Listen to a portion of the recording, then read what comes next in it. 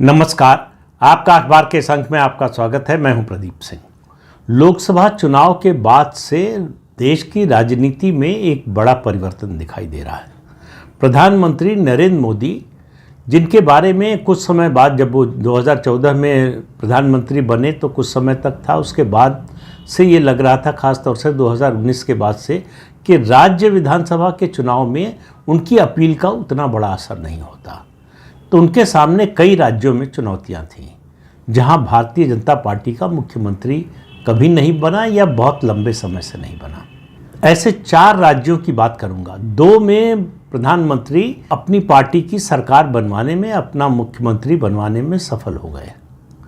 2 राज्यों की चुनौती अभी बाकी है, और जिन 2 राज्यों की बात करना चाहता हूं कि बाकी है, वो भी निकट भविष्य में ही वहां चुनाव है, इसलिए बात कर रहा हूं, बाकी राज्यों की बात नहीं कर रहा। तो जिन 2 राज्यों में सफलता मिली है, उनमें से एक है उड़ीसा।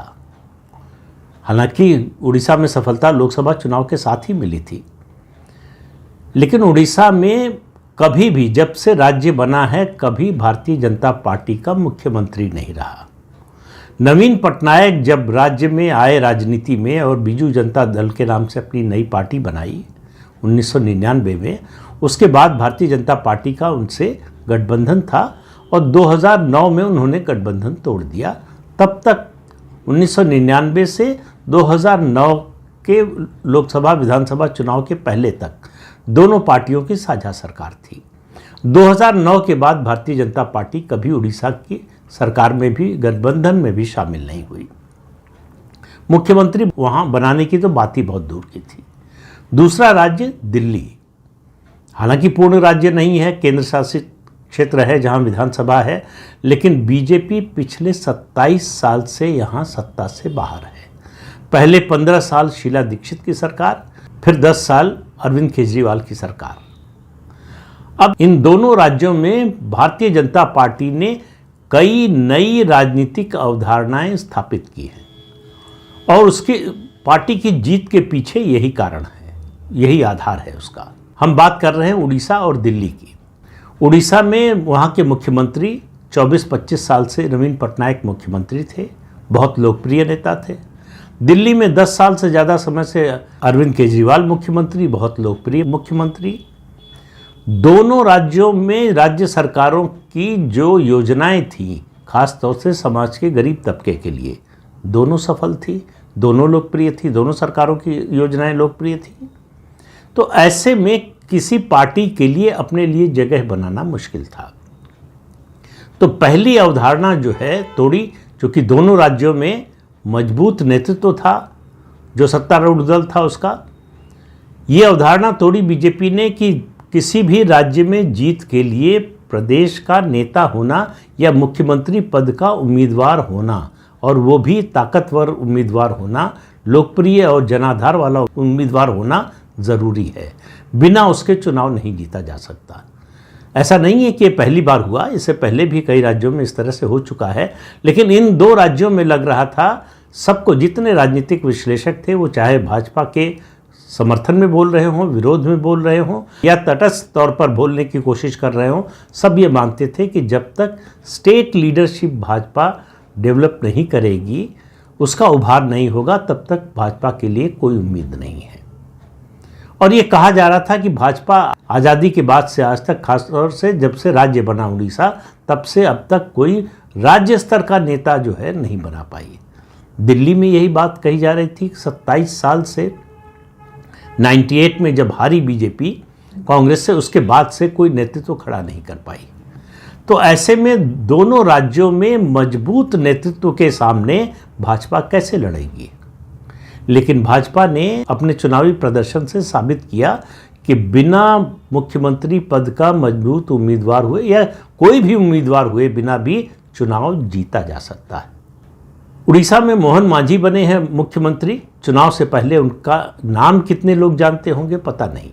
दूसरी अवधारणा बीजेपी ने ये तोड़ी कि एंटी इनकम्बेंसी का फ़ायदा उठाने के लिए जो सत्तारूढ़ दल है, जो सत्ता में है सरकार, उस पर आरोप लगाना काफ़ी है। बीजेपी ने साबित किया कि ये काफ़ी नहीं है। एंटी इनकम्बेंसी का फ़ायदा केवल आरोप लगाकर आप नहीं उठा सकते।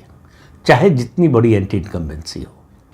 तीसरी ये अवधारणा स्थापित की कि अगर आपको एंटी इनकम्बेंसी का फ़ायदा उठाना है तो सत्तारूढ़ दल के गवर्नेंस की खामियों को उजागर करना पड़ेगा और उसकी खामियों के बारे में लोगों को विश्वास दिलाना पड़ेगा कि ये कमी है, ये गड़बड़ी है। और चौथी बात ये कि जो गवर्नेंस की कमी है उसे कौन दूर कर सकता है और कैसे दूर कर सकता है। और पांचवी बात ये जो पिछले कुछ सालों में ये अवधारणा बन गई थी कि जो फ्रीबीज अनाउंस करेगा, जिसकी ऐसी लोक लुभावन योजनाएं होंगी और वो योजनाएं अगर लोगों के बीच लोकप्रिय हैं तो उसको हराना बड़ा मुश्किल है। भाजपा ने ये भी साबित किया कि उन योजनाओं के लोकप्रिय होने, उन योजनाओं के प्रभावी होने, उन योजनाओं से लोगों का फायदा होने के बावजूद उस पार्टी को, उस सत्तारूढ़ दल को हराया जा सकता है। ये काम उड़ीसा में भी किया। उड़ीसा में नवीन पटनायक की सरकार के कामकाज, उनकी जो योजनाएं थी गरीबों के लिए, किसानों के लिए बहुत लोकप्रिय थी, उनका बड़ा प्रभाव था। इसी तरह से दिल्ली में अरविंद केजरीवाल की सरकार की जो योजनाएं थी वो उनका बड़ा प्रभाव था। ख़ासतौर से बिजली पानी वाली बात या फिर दूसरी जो सुविधाएं दे रहे थे उनको लेकर कहा जाता था कि इनके चलते जब तक इनका प्रभाव रहेगा अरविंद केजरीवाल और आम आदमी पार्टी को हराया ही नहीं जा सकता। और फिर कहा जाता था कि अगर आप उनके मुकाबले घोषणा करेंगे, कुछ देने का वादा करेंगे तो वो केवल वादा होगा। लोगों को जो मिल रहा है उसको छोड़कर केवल वादे पर क्यों भरोसा करेंगे। तो इसके लिए भाजपा ने क्या किया? इस सब की काट के लिए भाजपा ने वही किया जो उसने हरियाणा में किया, जो उसने जम्मू में किया और जो उसने महाराष्ट्र में किया। इन तीनों जगहों पर क्या किया भाजपा ने? भाजपा ने यह तय किया कि जो राज्यों के चुनाव की रणनीति हम बनाते हैं, राष्ट्रीय स्तर पर भी ये बात लागू होती है लेकिन अभी राज्यों की बात हो रही है, कि वो एक बड़ा मुद्दा बनाकर, एक बड़ा नैरेटिव बनाकर उसके आधार पर चुनाव लड़ना ये हमेशा कारगर नहीं हो सकता। तो मैक्रो लेवल की बजाय माइक्रो लेवल पर, बड़े स्तर की बजाय सूक्ष्म स्तर पर उतरना होगा। सूक्ष्म स्तर पर उतरने का मतलब चुनावी राजनीति में होता है लोगों से संपर्क और संवाद ये स्थापित करना और इसको बार बार करना। ऐसा नहीं कि एक बार गए और बात करके चले आए और काम बन जाएगा। ये इसको लगातार करना और ऐसा एक मैकेनिज्म हो, ऐसा आपका संगठन का तंत्र हो जो लगातार उनके संपर्क में रहे, उनको बताए कि अभी जो सरकार है उसकी गवर्नेंस की क्या खामियां हैं और अगर हम आएंगे तो कैसे दूर करेंगे, उससे बेहतर आपका जीवन कैसे बनाएंगे। एक नैरेटिव बना देना और उसके आधार पर चुनाव लड़ना और कभी जीत जाना वो एक अलग बात होती है। लेकिन जहां सरकार लोकप्रिय हो और उसके साथ साथ लंबे समय से सत्ता में होने के कारण एंटी इनकम्बेंसी भी पनप रही हो, ये दोनों चीज़ें एक साथ हों, तो इनकी काट का एक ही तरीका है कि ज़मीन पर उतरिए, नीचे के स्तर पर। इन सब जगहों पर भाजपा के कार्यकर्ता और राष्ट्रीय स्वयंसेवक संघ का संगठन वो लगा नीचे ज़मीन के स्तर पर, लोगों से बात करना, संपर्क करना, संवाद करना। और ये प्रक्रिया सतत चलाई गई। अलग अलग टारगेट ग्रुप बनाए गए, सामाजिक समूह के अनुसार, आर्थिक और दूसरे वर्गीकरण के आधार पर, और उनके बीच में काम करने की कोशिश हुई। जो सत्तारूढ़ दल थे उनको लग रहा था कि उनकी सरकार इतनी अच्छी चल रही है, उनकी सरकार की योजनाएं जो है लोकप्रिय हैं और उनके नेता तो बहुत ही लोकप्रिय हैं, तो ऐसे में उनकी विरोधी पार्टी कुछ कर नहीं पाएगी। लेकिन भारतीय जनता पार्टी ने वो करके दिखा दिया। तो महाराष्ट्र में जिस तरह की जीत भाजपा को हासिल हुई, कोई भी उसका अनुमान नहीं लगा पाया, न लगा सकता था, क्योंकि कुछ ही महीने पहले तो लोकसभा चुनाव में इतनी बुरी हार हुई थी, इतनी बुरी गति हुई थी, केवल भाजपा की नहीं, उसके गठबंधन के साथियों की भी। तो उसके बाद इस तरह के चमत्कार की उम्मीद तो किसी को नहीं थी। तो ज़रा आप उड़ीसा के चुनाव से पहले और दिल्ली विधानसभा चुनाव के पहले कल्पना कीजिए कि कुछ महीने पहले आपसे कोई कहता कि दिल्ली में और उड़ीसा में भाजपा का मुख्यमंत्री बनने जा रहा है, तो आप उसका मजाक उड़ाने के अलावा और कोई प्रतिक्रिया नहीं दे पाते। आपको लगता है कि ये सपने में जी रहे हैं, ये पता नहीं किस दुनिया में जीते हैं, कहाँ की बात कर रहे हैं। अरे मुकाबला कर ले बीजेपी, नज़दीकी मुकाबला बना ले, वही बहुत बड़ी बात है। भाजपा का मुख्यमंत्री कैसे बन सकता है?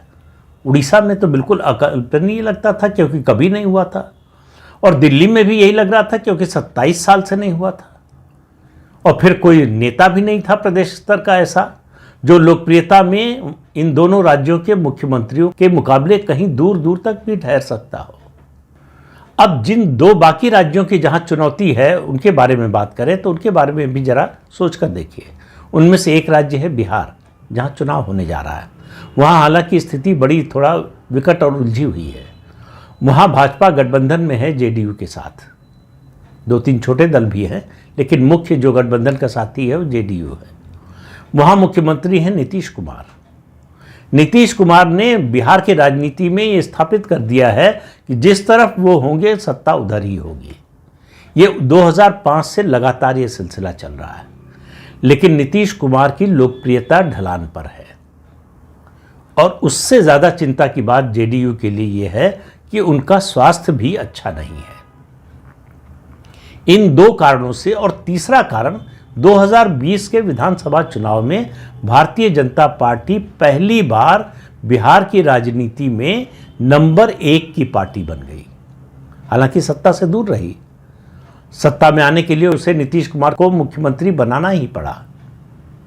यह अलग बात है कि नीतीश कुमार ने कहा कि भाई आप बड़ी पार्टी हो गए तो अपना मुख्यमंत्री बना लीजिए, लेकिन भाजपा ने नहीं बनाया। भाजपा को मालूम था कि बना भी ले तो चला नहीं पाएंगे, और चला इसलिए नहीं पाएंगे कि नीतीश कुमार चलने नहीं देंगे। नीतीश कुमार की सारी राजनीति का आधार है सत्ता, मुख्यमंत्री की कुर्सी। तो नीतीश कुमार का जो जादू है वो उनकी मुख्यमंत्री की कुर्सी में है। आप नीतीश कुमार को मुख्यमंत्री की कुर्सी से हटा दीजिए, उनका जादू खत्म हो जाता है।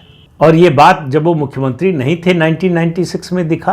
तो नीतीश कुमार जब तक मुख्यमंत्री हैं तब तक उनकी एक ताकत है। जब तक उनकी एक ताकत है तब तक सत्ता में आने के लिए बीजेपी को भी उनकी ज़रूरत है और आरजेडी को भी ज़रूरत है। लेकिन अब बिहार में परिस्थितियां बदल रही हैं। भारतीय जनता पार्टी का ग्राफ ऊपर जा रहा है, जेडीयू और आरजेडी का दोनों का ग्राफ एक साथ नीचे जा रहा है। ये 25-30 साल में पहली बार होने जा रहा है बिहार की राजनीति में। कितना कौन नीचे जाएगा, कौन कितना ऊपर जाएगा, ये तो 2025 का विधानसभा चुनाव बताएगा।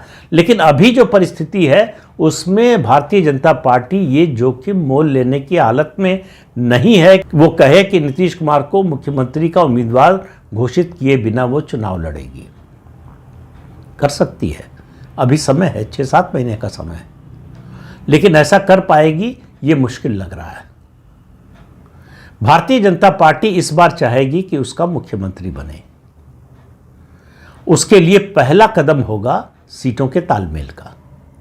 अगर बीजेपी ज़्यादा सीटें लेने में गठबंधन में सफल होती है तो इसकी संभावना बढ़ जाएगी। अगर सीटों का बंटवारा उसी तरह से होता है जैसे 2020 में हुआ था तो इसकी संभावना लगभग खत्म हो जाएगी, क्योंकि 100-120 सीटें लड़कर बीजेपी सरकार बनाने की नहीं सोच सकती, मतलब अपना मुख्यमंत्री बनाने की नहीं सोच सकती। तो बिहार एक चैलेंज है उड़ीसा के बाद। देखिए, पूरब के 3 राज्य हैं, उड़ीसा, बिहार और बंगाल, जहां भाजपा का मुख्यमंत्री कभी नहीं रहा, अब उड़ीसा में है। जहां उम्मीद सबसे कम थी वर्तमान परिस्थितियों में, जब तक नवीन पटनायक राजनीति में सक्रिय हैं तब तक नहीं लगता था कि ऐसा हो पाएगा। नवीन पटनायक का भी स्वास्थ्य ठीक नहीं था, लेकिन नीतीश कुमार से बेहतर था। उनकी लोकप्रियता में कमी नहीं आई थी जो नीतीश कुमार की लोकप्रियता में आ गई है। उनकी अकेले की सरकार थी, कोई गठबंधन की सरकार नहीं थी। उसका श्रेय और दोष जो है उसका बंटवारा करने वाला कोई नहीं था। इसके बावजूद नवीन पटनायक हार गए, उनकी पार्टी सत्ता से बाहर हो गई। बहुत से लोगों को लगता है कि नीतीश कुमार को साथ लेकर 2025 में अगर बीजेपी चुनाव में जाएगी तो उसको नुकसान होगा। अब नीतीश कुमार जो है वो बोझ बनते जा रहे हैं, मतलब एसेट की बजाय लाइबिलिटी बनते जा रहे हैं। लेकिन कितनी बड़ी लाइबिलिटी बन रहे हैं? क्या उनको छोड़कर बीजेपी ज़्यादा बेहतर कर सकती है? एक बार तो कोशिश की थी 2015 में, हालांकि बहुत सी बातें उसमें थी, बहुत सारे फैक्टर जुड़े जिसकी वजह से भाजपा का वो प्रदर्शन आया, लेकिन इसके बावजूद एक डर तो भाजपा के कार्यकर्ताओं नेताओं में है ही कि अगर नीतीश कुमार को छोड़ दें तो क्या स्थिति होगी। उस समय जो परिस्थिति थी उसमें आरजेडी आज जैसी कमजोर नहीं थी जो अब हो गई है। तो बिहार का मुद्दा जो है बड़ा उलझा हुआ है, सीधा सीधा नहीं है। बीजेपी के पास विकल्प भी कोई सीधा नहीं है, जो भी विकल्प है वो बड़ा जोखिम भरा है। लेकिन वही है कि नो रिस्क नो गेन, तो क्या बीजेपी ऐसा रिस्क लेगी, ये कुछ महीने बाद पता चलेगा। चौथा राज्य या दूसरा राज्य कहें जहां चुनौती है भाजपा के लिए अपना मुख्यमंत्री बनाने या वहां सरकार भी बनाने। बीजेपी कभी पश्चिम बंगाल में सत्ता में भी नहीं रही, गठबंधन में भी सत्ता में नहीं रही वो, लेकिन इस बीच में पिछले 10 साल में उसने अपनी ये स्थिति बना ली है कि वो पश्चिम बंगाल की नंबर 2 की पार्टी बन गई। ममता बनर्जी की तृणमूल कांग्रेस को कोई चुनौती देने की स्थिति में है तो वो केवल और केवल बीजेपी है। अब बीजेपी के सामने चुनौतियां क्या हैं पश्चिम बंगाल में? बीजेपी के सामने एक चुनौती ये है कि पिछले 2-3-4 चुनावों का अनुभव देखते हुए उसको ये समझ जाना चाहिए कि हिंदुत्व के मुद्दे की एक सीमा है पश्चिम बंगाल में। ये ठीक है कि वहाँ आबादी में 30% हिस्सा मुसलमानों का है, 70% ही हिंदू हैं। इसके बावजूद वहाँ धार्मिक ध्रुवीकरण नहीं होता। मुसलमान कितना भी अत्याचार करें, कितनी भी आक्रामकता दिखाएं, उसके जवाब में हिंदू एकजुट नहीं होता। ये अनुभव बीजेपी ने पिछले कुछ चुनाव में कर लिया होगा। तो हिंदुत्व के मुद्दे को वो फोरफ्रंट पे नहीं रख सकती, वो हिंदुत्व को मुख्य नैरेटिव नहीं बना सकती पश्चिम बंगाल के चुनाव का।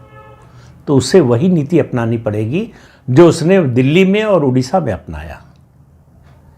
माइक्रो लेवल पे जाना होगा, नीचे सूक्ष्म स्तर पर जाना होगा। ममता बनर्जी लोकप्रिय नेता हैं, इसमें कोई शक नहीं है। उनकी सरकार की जो नीतियां हैं, कार्यक्रम हैं, वो भी लोकप्रिय हैं, इससे भी कोई इनकार नहीं कर सकता। तो वो दुष्यंत कुमार की गजल का एक शेर है, कौन कहता है कि आसमान में सुराख नहीं हो सकता, एक पत्थर तो तबीयत से उछालो यारो। तो क्या भारतीय जनता पार्टी पश्चिम बंगाल के विधानसभा चुनाव में जो अप्रैल मई 2026 में होने वाला है उसमें ये पत्थर उछाल पाएगी? उसको माइक्रो लेवल पे जाना होगा। पश्चिम बंगाल में ममता बनर्जी की सरकार और पार्टी का जो भ्रष्टाचार है और जिस तरह से केंद्रीय योजनाओं में भ्रष्टाचार हुआ है, जो मिस गवर्नेंस है, कानून व्यवस्था की जो खराब स्थिति है, उसके बारे में न केवल लोगों को समझाना बताना पड़ेगा बल्कि ये भी आश्वस्त करना पड़ेगा कि हम आएंगे तो ठीक कर देंगे।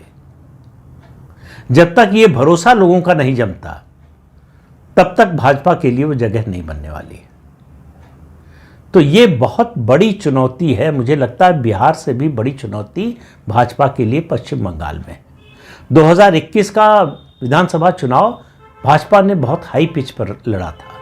उसको लग रहा था कि बस सत्ता में आने ही वाले हैं और इस चुनौती को पार करने के लिए भाजपा को जो 70% हिंदू हैं पश्चिम बंगाल में, उनका 70% वोट चाहिए। यानी बीजेपी को अपना वोट शेयर 48 से 50% ले जाना पड़ेगा पूरे राज्य में। क्या भाजपा ऐसा कर पाएगी? ये एक बड़ा सवाल है। वहां भी दिल्ली की तरह और उड़ीसा की तरह उसे प्रधानमंत्री नरेंद्र मोदी को आगे रखकर ममता बनर्जी बनाम नरेंद्र मोदी का चुनाव बनाना पड़ेगा, क्योंकि पश्चिम बंगाल में भी उसके पास कोई ऐसा नेता नहीं है जो ममता बनर्जी के मुकाबले खड़ा हो सके। तो जब ममता बनर्जी बनाम नरेंद्र मोदी होगा तो नरेंद्र मोदी की विश्वसनीयता ममता बनर्जी पर भारी पड़ेगी। लेकिन ये कहना बहुत आसान है, इसको ज़मीन पर उतारना बहुत कठिन है। क्या भाजपा ने 2021 के बाद से और अब 2024 के लोकसभा चुनाव में फिर से और ज़्यादा पिटने के बाद उसकी तैयारी की है? इसका अंदाज़ा आपको लगना शुरू होगा इस साल के अंत से कि भाजपा की सांगठनिक तैयारी कैसी है और वो किन मुद्दों को लेकर चुनाव में जाती है, वो मुद्दे आम लोगों को कितना प्रभावित करते हैं और वो एंटी इनकम्बेंसी का कितना फ़ायदा उठा पाती है, क्योंकि 15 साल होने जा रहे हैं ममता बनर्जी को सत्ता में रहते हुए। 15 साल की एंटी इनकम्बेंसी अक्सर बड़ा भारी पड़ती है, लेकिन केवल एंटी इनकम्बेंसी होने से फ़ायदा नहीं मिलता विरोधी दल को। उसका लाभ उठाने के लिए उसके पास उस तरह का संगठन चाहिए और सबसे बड़ी बात, उस तरह का नैरेटिव खड़ा करने की ताकत चाहिए। क्या ये दोनों बीजेपी कर पाएगी? मुझे लगता है लोकसभा चुनाव के बाद सबसे बड़ी चुनौती जो बनने जा रहा है, खासतौर से इन राज्यों के चुनाव में जीत के बाद, ये चुनौती और महत्वपूर्ण हो जाती है कि क्या पश्चिम बंगाल में पहली बार भारतीय जनता पार्टी का मुख्यमंत्री बनेगा? इस सवाल का जवाब अभी तो किसी के पास नहीं है, लेकिन इस सवाल का जवाब ये नहीं हो सकता कि ये असंभव है। संभावना के दायरे में तो है, लेकिन बहुत ही कठिन है। तो इस अंक में इतना ही। अगले अंक में फिर मिलेंगे किसी नए मुद्दे के साथ। तब तक के लिए अनुमति दीजिए। आपसे अनुरोध है कि ये चैनल देखिए, शेयर कीजिए, लाइक कीजिए और सब्सक्राइब जरूर कीजिए। नमस्कार।